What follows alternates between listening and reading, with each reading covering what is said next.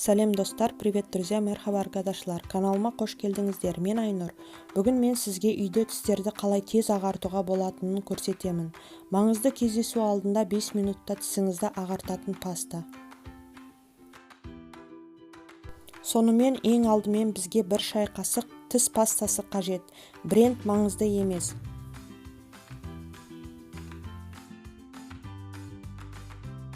Бір шай қасық ас содасын қосыңыз. Сода бляшкаларды жояды, қабыну процестерінің дамуын болдырмайды, дақтарды кетіреді, тіс емалін ағартады, ауыз қуысындағы pH деңгейін жоғарылатады, патогендік бактериялардың көбеюіне жол бермейді. Соңында бір шай қасық сутегі асқын тотығын қосыңыз. Сутегі асқын тотығы микробқа қарсы және бактерияға қарсы қасиеттерге ие. Сондай-ақ ол қызыл иекті қан кетуден, жаралар мен ойық жаралардан дезинфекциялайды және қорғайды, тіс емалін ағартады. Алынған қоспаны тіс пастасы ретінде қолданыңыз. Тістерді 1-2 минут бойы тазалау керек, содан кейін аузыңызды сумен жақсылап шаю керек.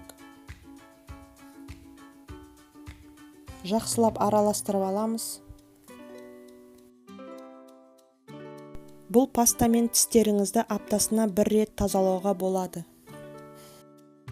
Назарларыңызға рахмет. Достар, менің басқа видеоларымды жіберіп алмау үшін жазылуды және лайк басуды ұмытпаңыздар. Сау болыңыздар. Пока-пока. Hoşça kalın.